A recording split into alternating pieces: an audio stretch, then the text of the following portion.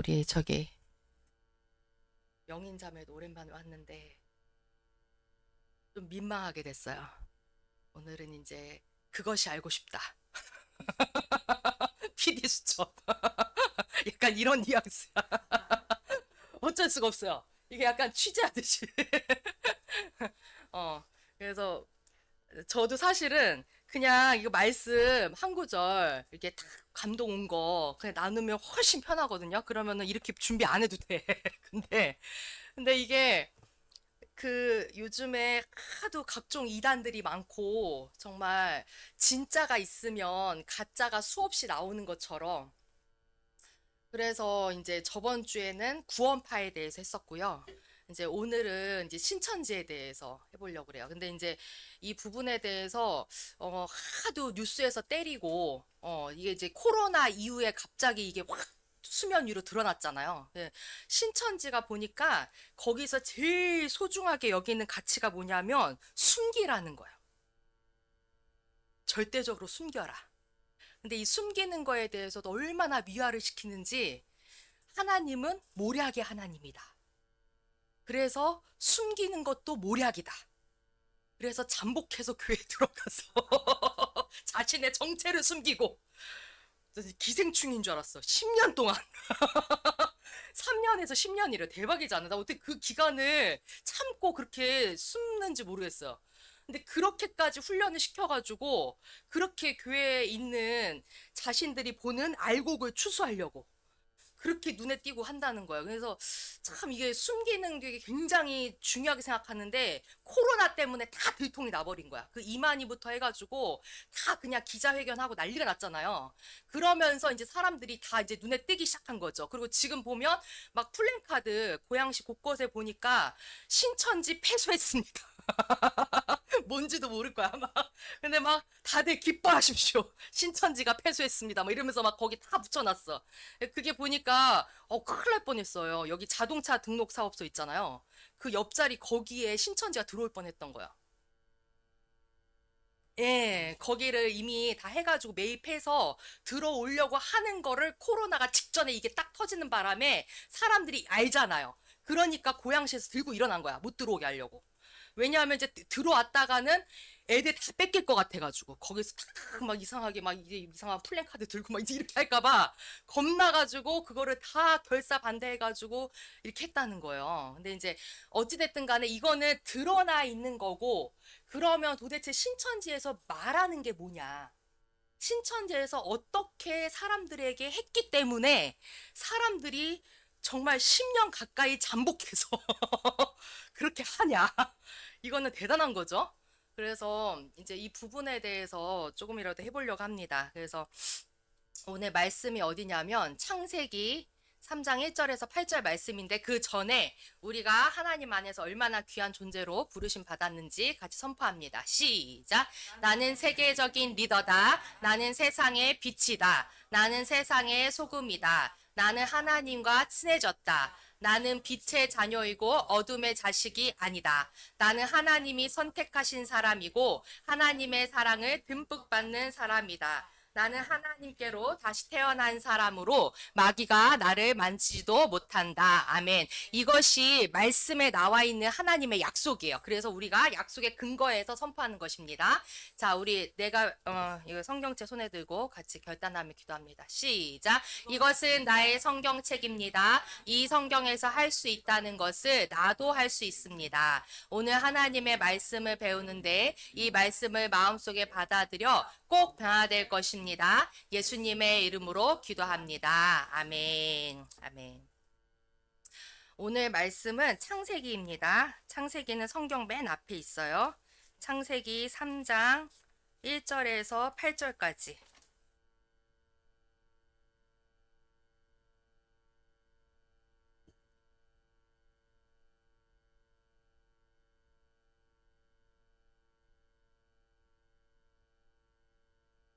창세기 3장 1절에서 8절까지 한 절씩 교독하겠습니다. 그런데 뱀은 여호와 하나님이 지으신 들짐승 중에 가장 강교하니라. 뱀이 여자에게 물어 이르되 하나님이 참으로 너희에게 동산 모든 나무의 열매를 먹지 말라 하시더냐.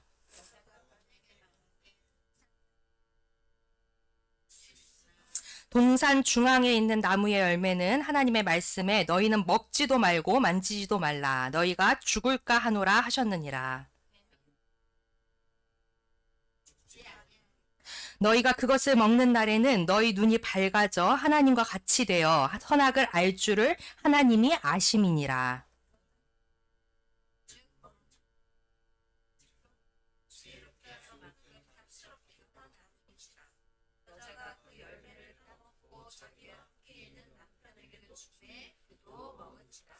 이에 그들의 눈이 밝아져 자기들이 벗은 줄을 알고 무화과 나뭇잎을 엮어 치마로 삼았더라.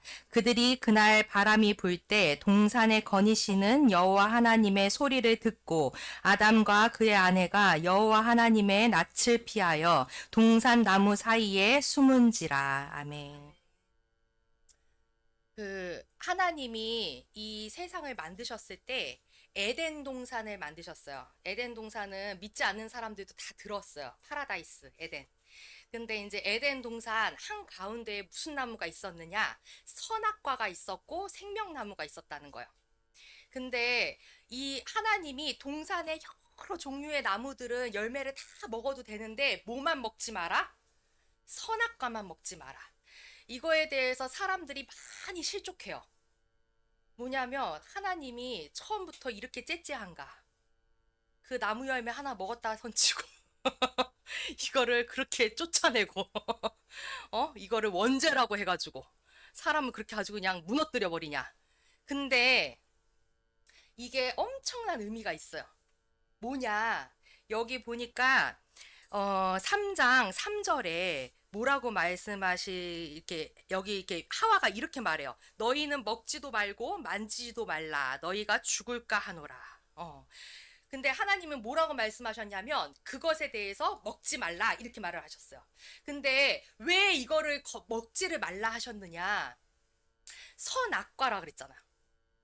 선악과는 뭐냐? 다시 말해서 선과 악에 대한 기준을 누가 정하신다? 하나님이 정하실 수 있다. 사람은 모른다는 거야. 근데 사람이 자기가 함부로 판단해. 그 사람의 비하인드 스토리도 모르면서. 저 사람이 왜 이런 행동을 할 수밖에 없었는지 그 속에 숨겨진 그 내용을 잘 모르면서 이 사람이 0살 때부터 지금까지 살면서 어떤 상처가 있었고 얼마나 힘든 상황을 살았는지 이거 하나 모르면서 함부로 그 사람이 말한 그 한마디 그리고 행동 하나 이거 가지고 함부로 판단한다는 거예요. 누구 위치에 서서? 하나님 위치에 서서. 여기에서 모든 악이 비롯된다는 거예요.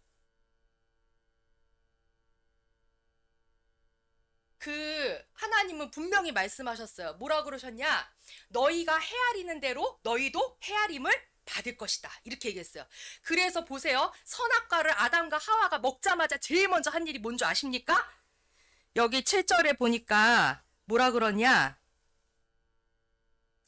7절에 이제 진짜 그 사탄이 그래서 눈이 밝아진다 그랬거든. 그랬더니 진짜 7절에 눈이 밝아져가지고 자기들이 벗은 거를 봤다는 거예요. 그리고 나서 제일 먼저 한 게 뭐냐? 무화과 나뭇잎을 엮어서 치마로 감췄다는 거야. 자, 그 생각을 해보세요. 처음에 창조됐을 때 이 사람들이 옷을 입은 상태로 창조됐습니까? 아니에요.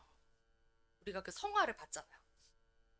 여실하게 남자, 여자, 올 누드. 근데 보세요. 이 사람들이 자기네들이 처음부터 벌거벗어 있었어요. 벌거벗었는데 그거를 이 전까지는 알았다는 거야, 몰랐다는 거야. 깨닫지 못했다는 거야. 왜 그런지 아세요? 이게 되게 중요해. 왜 그러냐면 하나님만 바라보느냐고 자기를 보지 못했다. 자기의 치부가 안 보였어. 너무 아름다운 하나님, 너무 크신 하나님에게만 집중하니까 이게 안 보이는 거야. 근데 딱 선악과를 따먹어서 자기가 하나님 위치에 떠오르자마자 뭐가 보여요? 자기가 보이기 시작. 그래서 제일 먼저 든 감정이 뭐예요? 수치심. 그래서 가리기 시작한 거예요. 그리고 두 번째로 어떤 행동을 했느냐? 8절에 보니까 하나님이 난 이거 볼 때마다 너무 좋아. 이 바람이 선선할 때 나는 그 노을 질 때 제일 좋아하거든요. 그 노을 질 때 기차가 이렇게 촥 지나가. 그리고 막 바람이 선선해. 어디서 만화에서 내가 봤나 봐. 난 그게 너무 좋아요. 근데 그 선선할 때 하나님이 항상 아담과 하와하고 산책하러 오셨었다는 거예요. 너무 좋죠. 근데 그렇게 반가운 그 시간이 어떻게 했느냐? 하나님의 낯을 피하여 숨었다. 수치심이 오니까 하나님을 피하는 일이 생겼다. 이게 하나님이 내쫓아서가 아니라 먼저 자기 스스로 자기가 숨기 시작한 거예요. 신천지의 특징이 뭐라고요? 숨는 거예요. 이게 내가 신천지 이거를 보면서 와 정말 그 신천지에 빠진 사람들이 그렇다기보다 신천지의 교리 자체가 굉장히 교만해요. 교만하기 이를 데가 없어. 본인이 다 판단해. 그리고 다 헤집어놔. 이거는 잘못됐고 저거는 저래서 잘못됐고 이거는 잘못됐고 잘못된 거 보려면 얼마든지 보이지. 지금 봐봐 얼마나 잘못된 게 많아. 그냥 옆에만 봐도 어유 그냥 잘못된 사람 투성이야. 여기는 있어서는 안 돼. 그게 너무 잘 보이는 거예요.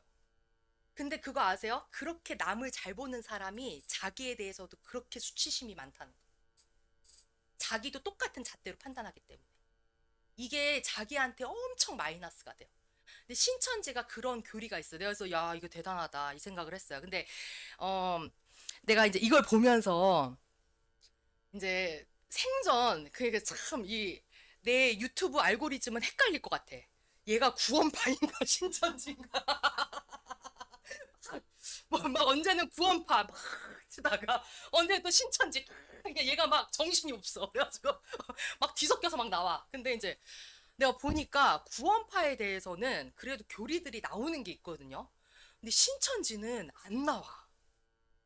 그러니까 여기에 있던 사람들이 나왔을 때도 그거에 대해서 명확하게 얘기를 안 해주고 자기네들이 있었던 경험들만 주구장창 얘기하는 거예요. 근데 이거는 별로 의미가 없잖아요. 그래가지고 그냥 찾았어요. 찾았는데 그래가지고 이제 여기저기 해가지고 내가 이제 이게 탁 했어요. 근데 이제 보니까 놀라운 분이 계시더라고요. 누구냐면 권남괴 목사님이라고 권남괴 목사님이에요. 이분이 지금 목사님이신데 이분이 신천지에서 목사하셨던 분이에요. 신천지에서 목회하셨던 분이 지금 나오셔서 부산의 성시화 운동본부라고 여기가 뭐냐면 이단을 파헤치는 곳이에요. 거기에 지금 실장님으로 계세요. 지금 목사님이에요. 그러니까 이거 완전히 달라진 거예요. 근데 이분이 나와가지고 간증하는 걸 들었어요. 근데 참 놀랍더라고. 뭐라 그러냐면 이분은 그냥 장로교 통합 측 거기 다녔던 집사님이었어. 집사님이었는데 그냥 과천에 그쪽에 사셨대요. 거기에서 이렇게 성경을 그 지하철 올 때까지 성경을 좀 보고 계셨던 거야. 그러니까 참 지하철에 성경 보는 사람들 되게 신실한 거잖아. 근데 이렇게 성경 보고 있는데 이 성경을 보는 사람이 타겟이 된 거야. 그래가지고 어떤 분이 쓱 오더니 자기가 안양에 있는 저기 장로교에 다니는 사람인데 집사님인데 너무 신실하신 것 같다. 그러면서 얘기 좀 나눠도 되냐? 그러면서 막 이게 그래서 좋다고 앉으시라 그랬대요. 그래가지고 얘기를 하는데 이분이 어떻게 이렇게 성경을 읽으시냐고 대단하시다. 막 이렇게 칭찬을 하다가 갑자기 그런 질문을 하더래. 뭐라 그러냐면 성경에 보면 말씀이 송이꿀처럼 달다고 하는데 집사님은 항상 이 말씀이 송이꿀처럼 다십니까? 이렇게 물어보더래요. 뭐라고 대답하실 거예요? 아니요. 네. 이분이 자기도 솔직하신 거예요. 자기도 네 이렇게 말을 못 하겠더라는 거예요. 왜냐하면 송이꿀처럼 달 때도 있지만 없진 않잖아요. 있지만 잘 이해가 안 돼가지고 잘 모를 때도 있잖아. 그러니까 자기도 잘 모를 때가 있다. 그랬더니 그분이 요한복음부터 시작해가지고 막 얘기를 하는데 어쩜 그 집사님이라는 분이 말씀을 이 구절을 좔좔좔좔 외우더라는 거야. 외우면서 이거가 이런 비유가 있고 이런 숨겨진 뜻이 있고 그러면서 막 얘기를 하는데 이거 듣는 데 있잖아요. 야, 같은 집사인데 이 사람은 말씀을 다 외우고 있고 이렇게 쉽게 풀이를 잘하는구나. 이런 게 확 오더라는 거야. 그래서 이 사람하고 이제 중간중간 만나기 시작한 거예요. 그러다가 그분이 자기가 이 말씀 이렇게 해석하는 방법을 배운 곳이 있다. 여기에 되게 놀라운 곳이다. 한번 같이 가보겠냐. 그러니까 이제 궁금하잖아. 왜냐면 그런 어떻게 이렇게 말씀을 같은 집사인데 이 사람은 이렇게 잘 알지? 싶으니까 따라가 보고 싶었던 거예요. 그래서 가가지고 그 말씀 그 사경에 가서 들었어요. 듣고서는 이분이 홀딱 해가지고 거기에 2달을 매주 가서 듣게 된 거예요. 근데 이분이 하는 말이 그래. 뭐라 하냐면 자기가 2달 딱 지나가고 나서 자기의 예배하는 태도가 달라졌대요. 어떻게 태도가 달라졌느냐? 똑같이 그 자기 다녔던 교회 있잖아요. 거기 앉아 있는데 아까 그랬죠. 하나님의 낯을 피했다고. 목사님의 눈을 못 보겠더래요. 목사님의 눈을 못 쳐다보겠고 설교하실 때. 그리고 목사님이 뭐 설교하잖아요. 그럼 계속 성경책 다른 거 이렇게 보고 앉아 있는 거야. 계속 이렇게 주적주적 하고 있고. 그렇게 하면서 어떤 게 막 오냐면 와, 저 목사님은 너무 몰지각하다. 그 사탄에 매여서 저렇게 목자 노릇하는구나. 이런 식으로 오기 시작하더라. 그리고 여기에 앉아있는 집사님들, 성도님들 있잖아요. 볼 때 너무 불쌍하다. 이게 진리를 제대로 깨닫지 못해가지고 저러고 있구나. 이런 마음이 오더라는 거야. 지금 어디 위치에 있는 거야? 하나님의 위치에 가 있는 거야. 여기서 분별을 했었어야 돼.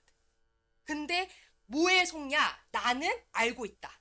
나는 뭔가 깨달았다. 여기 위치에 딱 오는 순간 더 이상 들리질 않는 거예요. 제대로 된 말씀이 들리지가 않아. 그래서 이분이 이런 이제 이런 거를 보였다. 이런 걸 막 얘기를 하시더라고. 그리고 자기가 어떻게 거기서 나오게 됐는지. 그리고 이제 거기서 어떤 식으로 포교를 하는지 막 이런 걸 얘기를 해줘요. 근데 이제 그 포교하는 방법에 대해서는 다음 주에 좀 얘기를 하려고 해요. 자, 근데 이제 확실히 알게 된 건 뭐냐면 신천지에 빠지는 사람들 있잖아요. 신천지에 빠지는 사람들이 뇌가 없는 사람들이 아니에요. 이렇게 어디 이게 반이 뇌가 어디가 없어가지고 그래가지고 막 이렇게 쫓아다니고 이런 게 아니고 이 사람들을 어떻게 봐야 되느냐? 하나님 말씀에 갈급한 사람으로 봐야 돼. 그러니까 진짜 알고 싶었던 거예요. 말씀을 좀 제대로 알고 싶은데 그거에 대해서 알 방법이 없어. 그러니까 그쪽에 확 빠지게 됐다는 거예요. 그러니까 어떻게 보면 우리가 말씀을 맡은 자로서 제대로 알려주지 못한 거를 회개해야 됐다. 이게 먼저 우리가 봐야 될 부분이라는 거죠. 근데 또 하나 또 특이한 건 뭐냐? 그 신천지 이만희 총회장 있잖아요. 그 이만희 총회장이 그 재혼을 했거든요. 근데 재혼을 했으면 한 거지. 근데 이 사람이 자기를 재림 예수라고 그렇게 소개를 한단 말이에요. 자기가 보혜사다. 이렇게 소개를 하는데 그 재림 예수인 자기가 이혼을 했잖아. 그러니까 요거에 대해서 합리화를 시켜야 되잖아요.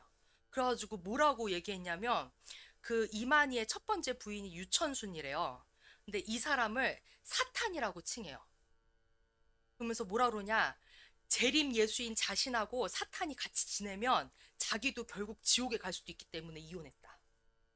이렇게 말을 했다는 거야. 여기 사탄하고 지낸 사람들 수도면 다 지옥 갈까봐 이혼해야 돼. 이렇게 말을 했다는 거예요. 그 참 너무 기가 막히더라고요. 자, 근데 이제 신천지에서 어떤 거를 주장을 하는지 한번 보겠습니다. 간단하게 한번 볼게요. 신천지에서는 인류의 역사를 6개의 시대로 나눠요. 뭐라고 나누느냐? 아담의 시대, 노아의 시대, 육적 이스라엘, 그 다음에 선지, 영적 이스라엘 시대, 영적 새 이스라엘의 시대. 요렇게 6시대로 나눈다는 거예요. 근데 보세요. 아담의 시대는 뭐 때문에 실패했다? 선악과 때문에 실패했다는 거야. 그 노아의 시대는 가나안의 죄 때문에 실패를 했다 이렇게 봐요. 그리고 육적 이스라엘 시대는 솔로몬 때 우상 숭배 때문에 실패했다. 그 다음에 선지자 시대 때는 세일에 대한 예언이 등장하는데 영적 이스라엘 시대가 지금인데 영적 이스라엘이 교회의 타락으로 또 실패했다고 보는 거야. 그래서 뭐가 필요하느냐? 영적 새 이스라엘이 필요하다 이거야. 근데 이때가 되면 예수님께서 오셔서 새 하늘과 새 땅, 뭐예요? 신천지. 신천지가 임하고 거기에 속한 사람들이 새 나라 새 백성이 된다 이렇게 주장한다는 거야. 근데 그 영적 새 이스라엘이 뭐다? 신천지다. 신천지 이 장막 성전이다 이렇게 말을 하고 있어요. 자, 그러면서 예수님이 2000년 전에 오셨잖아요. 2000년 전에 오셨을 때 하나님의 시인 알곡들을 교회에 뿌렸어요. 우리 알곡과 가라지 비유 알죠? 알곡을 교회에 뿌렸어. 근데 마귀가 뭘 뿌려요? 가라지를 뿌렸다는 거야. 그래서 지금 이 교회 안에는 알곡도 있고 가라지도 있다는 거야. 같이 지금 있다는 거야. 근데 하나님이 알곡과 가라지가 다 자랄 때까지 두시고 있었고 2000년이 지난 지금 둘 다 자란 상태라는 거예요. 그래서 추수꾼이 교회에 와서 알곡들을 추수해야 된다. 근데 이때 추수된 알곡들은 어디에 들어간다? 곡간, 신천지에 들어간다는 거야. 그리고 쭉정이는 꺼지지 않는 불에 버려지게 된다. 그렇게 얘기를 한다는 거야. 그러니까 어디로 투입돼야 된다? 교회로 투입돼야 돼. 교회에서 제대로 된 알곡들을 빨리 찾아내가지고 얘네들을 빨리 신천지로 옮겨놔야 된다. 곡간에 해야 된다는 거야. 근데 지금이 추수의 때라는 걸 알 수 있는 이유는 뭐냐? 하나님이 마지막 때의 비밀을 요한계시록, 이 성경 마지막 요한계시록이잖아요. 요한계시록에 기록을 하셨는데 이거는 아무나 풀 수가 없다는 거예요. 그 약속의 목자가 와서 풀어줘야 되는데 이 비밀이 풀어지고 알곡이 다 추수되고 영적 새 이스라엘인 12지파가 다 만들어지면 그때가 추수의 때가 된다는 거예요. 그 약속의 목자는 천사로부터 계시록의 비밀을 들었고 그 실상을 눈으로 본 자다. 그 이 사람이 계시록에 나온 대로 이긴 자가 돼서 신천지를 창조할 거다. 그 약속의 목자 이긴 자가 누구다? 이만이다. 이거를 이제 얘기를 한다는 거예요. 근데 여기 뒤에 한번 볼래요? 근데 보세요. 아까 그 6가지 시대 나왔잖아요. 6개의 시대. 그러면 생각을 해보세요. 그 6개의 시대를 하나님이 다 그 시대를 보고 계셨죠. 그리고 거기에 다 주관하고 계셨잖아요. 근데 아담의 시대도 실패해. 뭐 이스라엘 시대도 실패해. 다 실패했다는 거야. 그러면 영적 새 이스라엘도 신천지도 하나님이 만드신 거일 텐데 그러면 그것도 실패할 거라는 거잖아. 하나님이 무능력한 분이라고 얘기하는 거야. 이거를 봐야 된다는 거야. 자, 그러면 누가 새 나라 새 백성인가? 교회 안에는 알곡하고 쭉정이가 섞여 있는 상태라는 거예요. 근데 추수꾼이 와서 알곡들을 선별해가지고 추수를 했을 때 그 신천지 교인이 새나라 새 백성이라 그랬죠. 그 이유가 뭐냐? 첫 번째는 추수된 사람들이라는 거예요. 이 사람들은. 그리고 계시록의 비밀을 배워서 계시록으로 인쳐진 사람들이고 그리고 새 이스라엘 12지파에 소속된 사람들이기 때문에 그렇다는 거예요. 그래서 이들의 숫자가 각 지파별로 12,000명 14만 4천 명이 되면 이들을 중심으로 새로운 세상이 시작될 거다. 이렇게 말을 한다는 거죠. 자,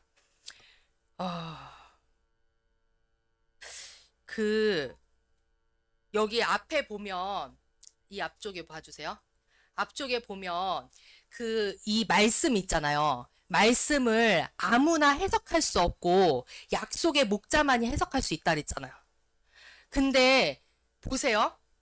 성경 어디에도 이 하나님의 말씀을 누군가 한 사람만 해석할 수 있다고 얘기를 했습니까? 아니에요. 그게 지금 제일 먼저 나온 게 어디였냐면 카톨릭에서 교황이 해석할 수 있다. 여기서 문제가 생겼던 거예요. 근데 성경에 보면 분명히 나와 있는 게 뭐냐? 골로새서 1장 26절 한번 봅시다.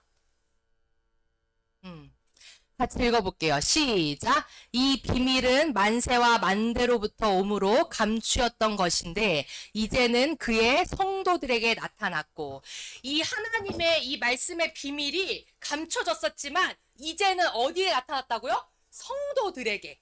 한 성도가 아니에요. 성도들에게 나타났다는 거예요. 하나님을 알고자 하는 사람들에게는 이 비밀이 다 드러나게 돼 있다는 거예요. 누군가 해석해주지 않아도. 이해됩니까? 예. 그리고 아까 14만 4천 명 있잖아요. 그것이 어디에서 나온 말이냐면 계시록 말씀이거든요. 예.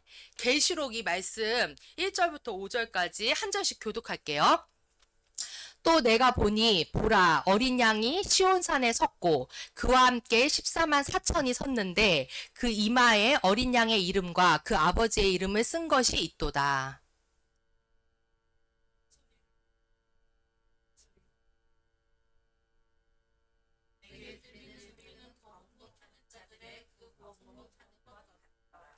저희가 보좌와 내 생물과 장로들 앞에서 새 노래를 부르니 땅에서 구속함을 얻은 14만 4천인 밖에는 능히 이 노래를 배울 자가 없더라.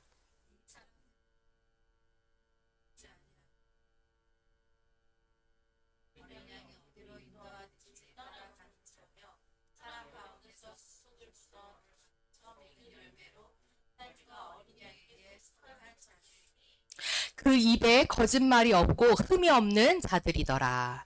아멘. 여기 4절 한번 보니까 여기에서 14만 4천이 나오는 거거든요.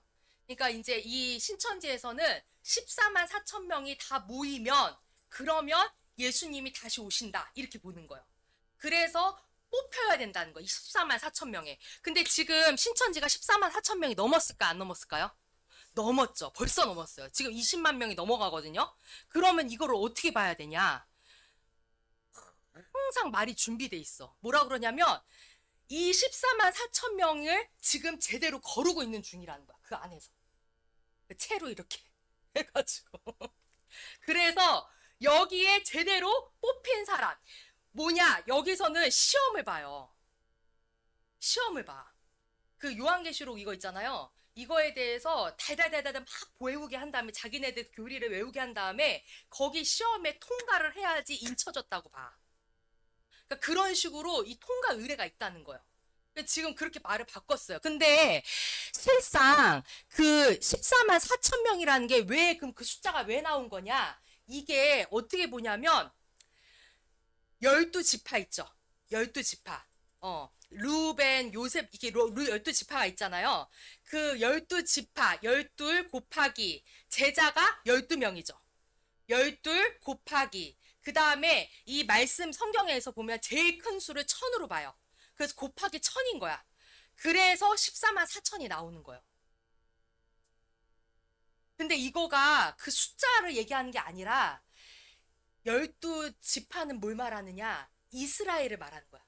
원래 그 하나님이 뽑았던 그 이스라엘 백성 있잖아요. 이스라엘 백성을 의미하는 거고 12제자는 뭐냐? 제자들이 어떻게 했어요? 온 세상에 나가서 전도했죠.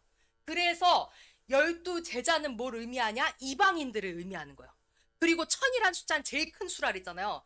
전 세계에서 모일 수 있는 가장 큰 수를 하나님이 구원하시겠다는 의미인 거예요. 그러니까 이게 14만 4천이 이게 굉장히 그런 의미가 있는 거예요. 근데 이거를 신천지에서는 다른 거는 다 비유로 얘기하면서 그 14만 4천은 숫자를 딱 얘기해가지고 그거에 들어가게끔 사람을 아주 그냥 이렇게 한다는 거예요.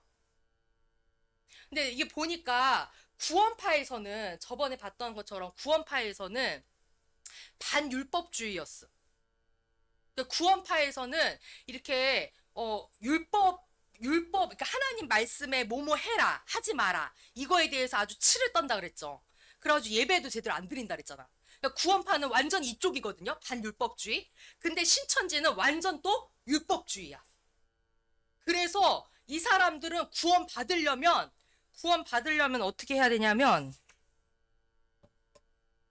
내가 신천지에 들어갔다 나온 사람이 아니기 때문에 구원 받으려면 저기 뭐야 구원 구원 받으려면 그러니까 우리는 말씀에 뭐라 그러냐면 예수님을 믿음으로 구원 받는 거잖아요. 근데 이 사람들은 뭐라고 얘기하냐면 믿음으로 구원 받는 것뿐만 아니라 12지파에 소속돼야지 구원 받는다 이렇게 말해요. 근데 소속되려면 어떻게 하느냐? 교인들을 직접 추수해 와야 돼. 추수꾼이 자기가 돼가지고 교회에 잠복해서 들어가서 추수를 해와야 돼. 그리고 추수를 해오고 그 다음에 그 계시록 교육을 받아서 시험에 합격해야 돼. 그래야지 인친다고 표현이 되고 소속이 되는 거예요. 이거는 행위론적 구원이야.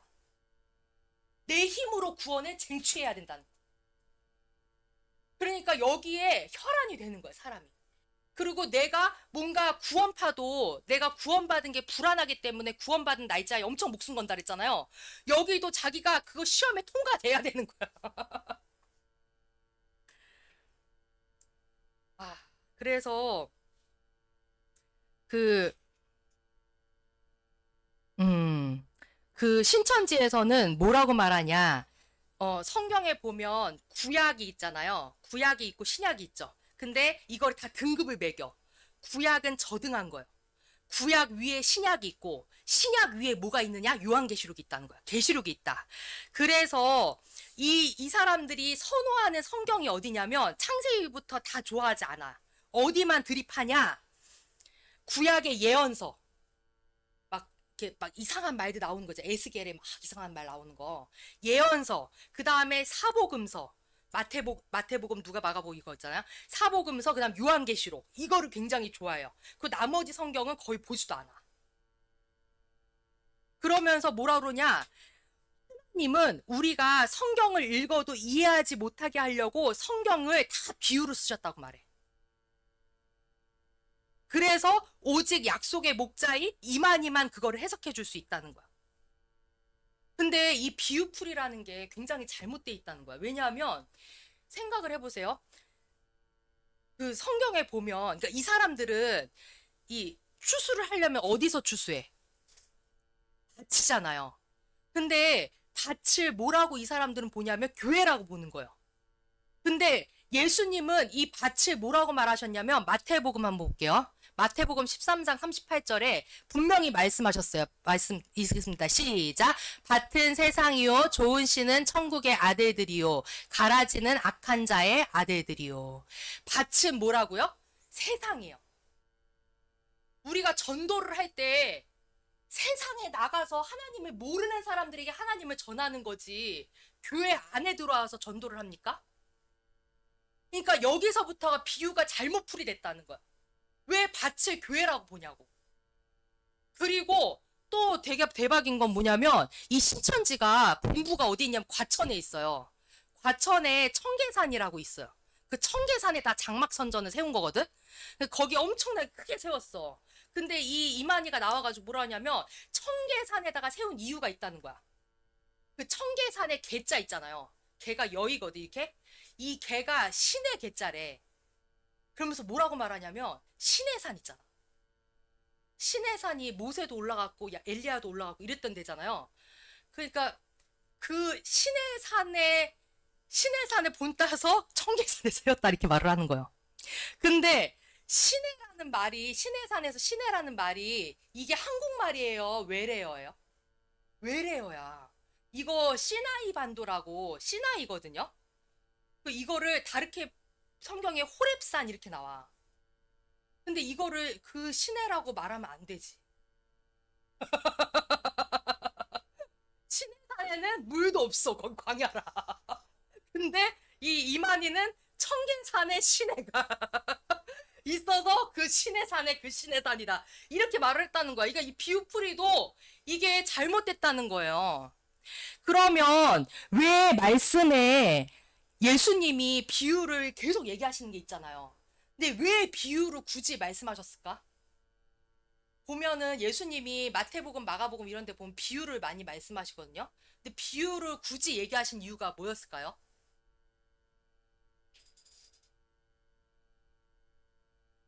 어떨 때 비유를 써요?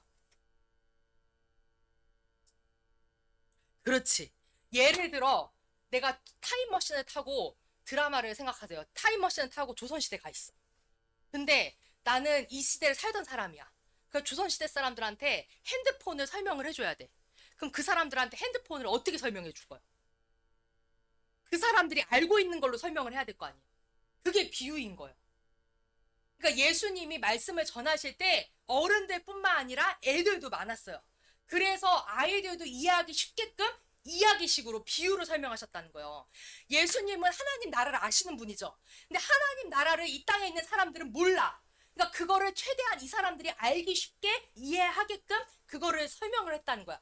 거기서 비유가 필요하게 된 거예요. 근데 신천지에서는 오히려 반대로 하나님이 이 성경을 이해 못하게 하려고 비유로만 썼다 이렇게 말한다는 거야. 완전 반대로 얘기를 하고 있는 거죠.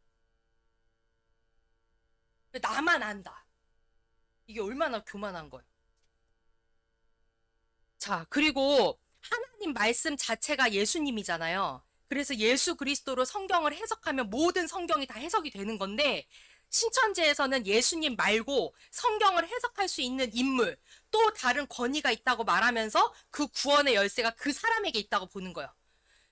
그거를 이제 따로 이렇게 얘기를 하는 게 있다는 거죠. 그러니까 여기서 이제 문제가 되는 거예요. 자, 그리고 또 이제 제일 위험한 거 뭐냐? 신천지에서는 예수님이 승천하신 이후에 2000년 동안 구원이 끊겼다고 주장을 해. 구원이 일어나지 않았대요. 그리고 이만희가 등장하니까 그때서야 구원이 다시 이루어지기 시작했다는 거야. 그러면 예수님 승천하신 이후에 사도들 있잖아, 제자들. 제자들하고 그 뒤에 기독교인들은 어떻게 되는 거야? 다 지옥에 갔냐 이거지. 말이 안 되는 거예요. 어. 그리고 이 사람들은 뭐라고 말하느냐? 거짓말하는 사람은 마귀다. 이렇게 말해. 왜냐하면 성경에도 마귀가 거짓의 아비라고 나오잖아요. 근데 추수하려고 몰래 교회에 속이고 들어가는 건 괜찮다고 말한다는 거야. 아까 말한 것처럼 이사야서 한번 볼게요. 모략의 하나님 요기를 들어요. 같이 한번 읽습니다. 시작. 여호와의 신 곧 지혜와 총명의 신이요 모략과 재능의 신이요 지식과 여호와를 경외하는 신이 그 위에 강림하시리니. 여기서 뭐라 그러냐면 여호와 하나님이 어떤 분이야? 모략의 신이라는 거야. 모략. 근데 이 모략이라고 하니까 왠지 거짓으로라도 속이면서 하는 게 되게 지혜로운 것처럼 느껴지잖아요. 근데 그 모략이 영어로 저런 모략이 아니에요. 영어로 뭐라고 써 있냐면 카운슬이라고 써 있어. 카운슬. 어디서 많이 들어보지 않았어요? 카운슬. 그리고 굿 어드바이스. 이거예요. 카운슬이 뭐냐? 카운셀링 아시죠? 상담. 그 굿 어드바이스는 뭐예요? 좋은 충고. 그럼 생각을 해봐. 상식적으로 생각을 해보세요. 상담할 때 속이면서 상담하세요? 아니잖아요. 다 오픈을 해야 되잖아요. 그리고 충고할 때도 그대로 있는 그대로 얘기를 해주는 거죠. 그러니까 이게 그 모략이 아니라는 거예요. 그, 음,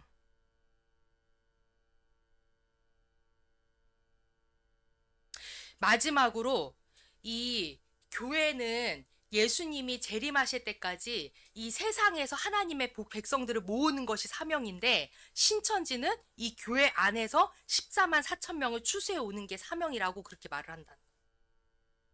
이게 굉장히 위험한 그게 있다는 거죠. 그래서 다음에는 이 신천지가 어떤 식으로 그렇게 접근을 하는지 또 어떻게 이거를 사람들이 이렇게 혹하게 되는지 이 부분에 대해 좀 나눌 건데 예, 좀 대략적으로 아시겠습니까? 예. 그래서 우리가 사실은 이 밖에다가 신천지 아웃 이런 걸 써붙일 게 아니라 신천지가 왔을 때, 신천지인 사람들이 왔을 때 이 부분에 대해서 뭐가 잘못된 부분인지를 알려줄 수 있어야 한다. 무조건 존재를 거부할 게 아니고. 네. 그래서 이 시간 우리가 같이 하나님 앞에 기도하는데 하나님 정말 우리가 하나님의 위치에서 그렇게 함부로 판단하고 그렇게 재판관의 역할을 하지 않기를 원합니다. 하나님을 온전히 인정하고 내가 정말 내 옆에 있는 사람들을 긍휼히 여기고 그 사람들을 돕는 자로 우리가 그 위치에 서는 자가 되게 하여 주시옵소서. 이 시간 하나님 앞에 같이 기도함으로 나갑니다. 주여 감사합니다. 주님께서 하나님 앞에 행하시는 모든 선한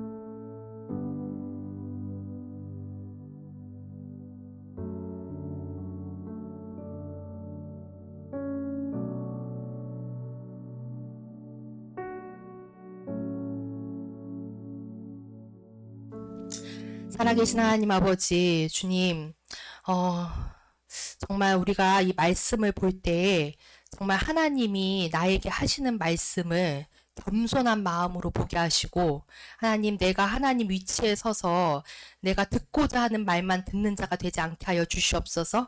하나님, 주님께서 하시는 말씀을 정말 앞뒤를 다 살펴서 정말 주님께서 우리에게 정말 생명의 양식, 어쩔 때는 우리의 폐부를 찌르는 그런 말씀을 주실 때도 있지만 그것을 우리가 인정하고 하나님, 나를 돌아보는 자가 되게 하여 주시옵소서. 그래서 다른 이들을 함부로 판단하지 않게 하시고 정말 주님께서 모든 것들을 정확하게 분별하시는 분인 것을 우리가 인정하는 그런 겸손함이 있게 하여 주시옵소서. 주님께서 함께 하심을 인하여 감사드리고 예수님의 이름으로 기도합니다. 아멘.